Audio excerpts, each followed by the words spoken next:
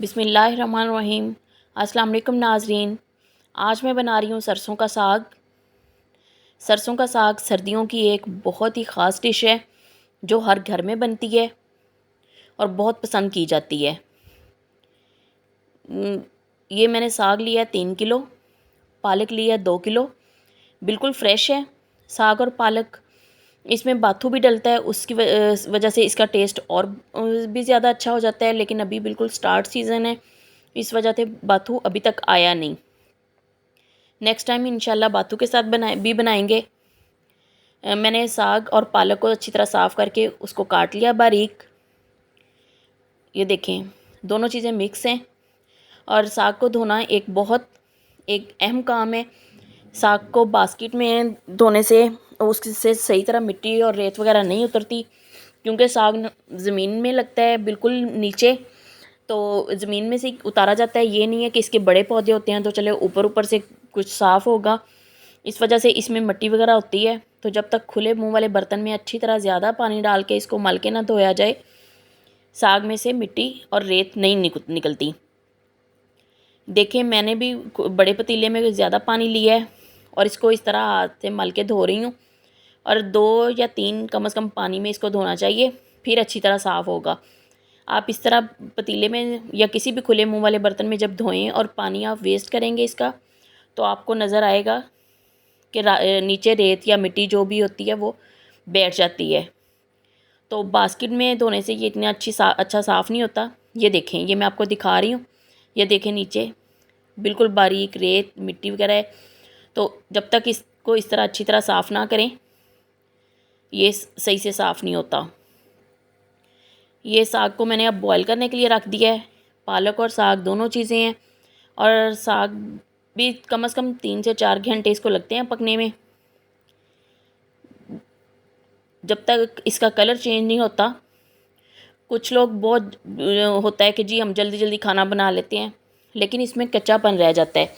जब तक इसका मेहंदी मेहंदी सा कलर ब्राउनिश सा नहीं होता, तब तक साग सही तरह पकता नहीं है। इसको नॉर्मल आग पे ज़्यादा टाइम पकने दें, तो फिर इसका टेस्ट भी ज़्यादा अच्छा होता है।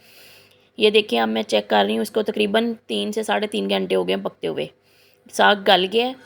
इसमें मैंने सिर्फ 1.5 गिलास पानी डाला था, बाकी साग और पालक का अपना पानी है।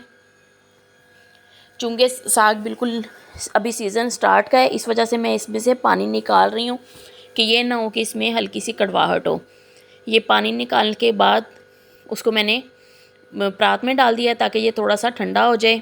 मैं इसको चॉपर में चॉप करूँगी। घोटना होता है, हाथ से इसको घोटा जाता है, लेकिन वो उसमें टाइम भी ज़्यादा लगता है और ज़रा ताकत भी ज़्यादा लगती है। तो इस वजह से मैं चॉपर में कर रही हूँ। कुछ लोग ब्लेंडर वाले जग में करते हैं, लेकिन उससे ये ज़्यादा ज़रा लिक्विड सा पतला सा हो जाता है। तो चॉपर में बिल्कुल सही रहता है। और कुछ लोग इसमें आटा डाल डाल के इसको पकाते हैं कि जी पानी सही तरह से खुश्क नहीं हो रहा और आटे के बगैर घोटा नहीं इसको जाता। मैं इसमें बिल्कुल भी आटा नहीं डालती, बस इसको हल्की आग पे ज़्यादा देर पकाते रहें तो इसमें जो कोई पानी रह जाता है वो अच्छी तरह खुश्क हो जाता है। इसको मैं सिर्फ अदरक का तड़का लगाती हूँ और सब्ज़ मिर्चें और नमक पकाने में, और देसी घी में मैं पकाती हूँ हमेशा। कभी भी मैंने दूसरा इसमें डालडा घी या ऑयल वगैरह नहीं यूज़ किया। ये 3 इंच का अदरक का टुकड़ा था, उसको मैंने छील के तो इस तरह अच्छी तरह ब्लेंडर में ब्लेंड कर लिया है। 200 ग्राम इतनी क्वांटिटी के साग के लिए मिर्चें मैंने ली हैं सब्ज़, इनको भी मैंने इस तरह चॉप कर लिया अच्छी तरह। अब इसमें तकरीबन मैं 1 प्याली से थोड़ा सा कम में देसी घी, उसमें मैं अदरक डाल के अच्छी तरह भून रही हूँ। अदरक को बहुत अच्छे से भूनना है, फिर इसमें सब्ज़ मिर्चें डाल के उनको भी अच्छी तरह पकाना है कि ताकि सब्ज़ मिर्चों का जो कच्चापन है वो ख़त्म हो जाए। सब्ज़ मिर्चें साग के साथ ही बॉयल करते हुए भी डाली जा सकती हैं, लेकिन ये नया साग था, चूँकि इसका पता नहीं था कि कड़वाहट ना हो, तो फिर पानी उतारना पड़ता है, तो फिर मिर्चें भी कम हो जानी थी, इस तरह वेस्ट होनी थी। लेकिन मैंने यहाँ पे मिर्चों को बहुत अच्छे से पकाया है और बाकी ये साग के साथ पकेंगी। मैं इसमें कोई आटा नहीं डाल रही। देखें, इसको मैंने चॉपर में ब्लेंड किया है, वो अच्छी तरह चॉप हुआ हुआ है, साबुत साबुत नज़र नहीं आ रहा। जब ये तकरीबन काफ़ी देर पक गया है, पानी इसमें खुश्क होने वाला था, उस वक़्त पे मैंने इसमें मक्खन भी डाल दिया है। मक्खन से इसका टेस्ट और ज़्यादा अच्छा हो जाता है। मक्खन ऑप्शनल है, ना भी डालना चाहें तो ना डालें। 2 चम्मच मैंने इसमें नमक डाला था। अच्छी तरह पानी खुश्क होने तक मैंने इसको पकाया है। मकई की रोटी के साथ मैं इसको सर्व कर रही हूँ।